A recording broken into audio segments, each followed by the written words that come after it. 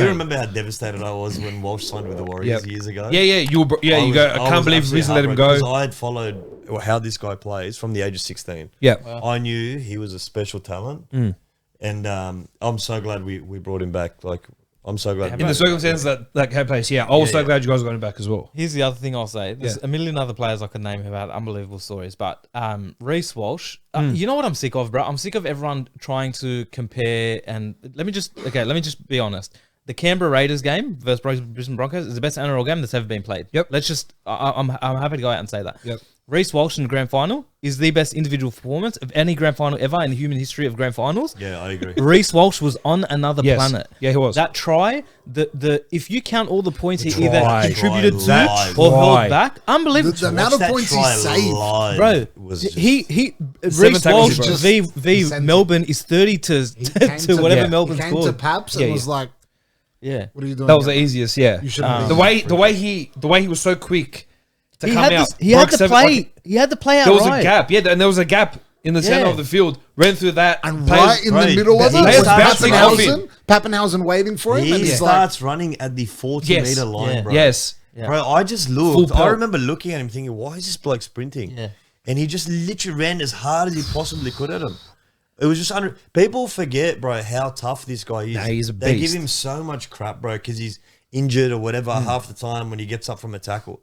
Bro, nobody runs harder than him. He runs so hard at the defensive line every time he runs. Talk about how much of a beast he is when that play to set up the try for I think it was Karapani in the 77th minute against the Panthers at Suncorp, where he got the ball and he broke like 4 tackles and popped the ball. Because this guy is a monster. Exactly. He's a monster. Yeah. To do that and then no matter what, like that I agree with you. Gets out, Individually, that's one of the greatest performances, attack and defense, that I've seen from an individual. Because everyone's like, "Oh, what about Cleary?" Bro, he had 15 minutes, bro. It was 15 minutes, and also Crichton's influence on that game was huge. Unbelievable. And Ezra Mam scored 3 tries straight. Straight at Cleary. Straight at Cleary. Yeah. Exactly. So everyone's talking about, "Oh, Cleary this, Cleary that." Put it to bed. Yeah. Walsh, incredible.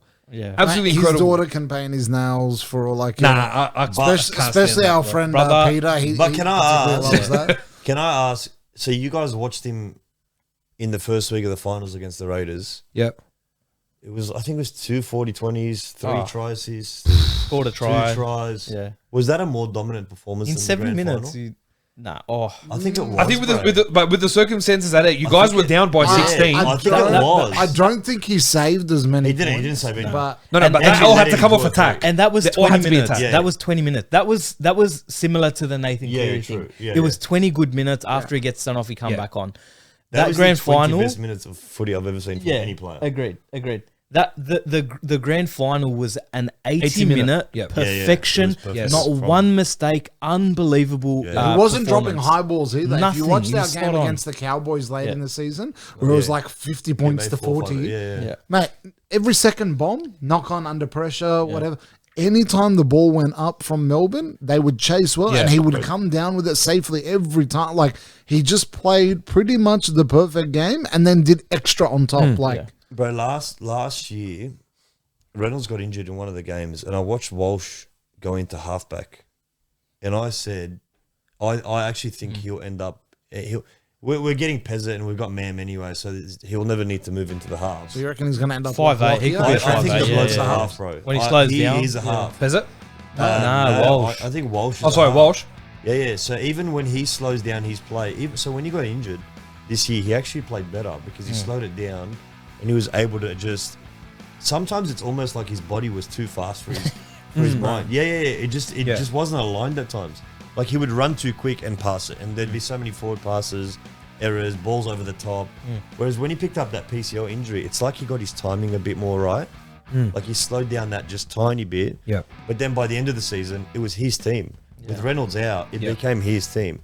He was first receiver, second receiver, third receiver. He was everything. Blindside play. He was calling the shots. And Ben Hunt allowed that. I was about to say the influence of Ben Hunt, giving him all that ball, giving him all that space. See, Reynolds couldn't do that. That's right.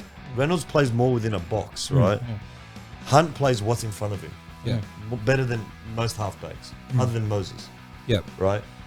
So for him, he sees Walsh and goes, yeah, you know what? Play it. Do it. Because he'll take the risk.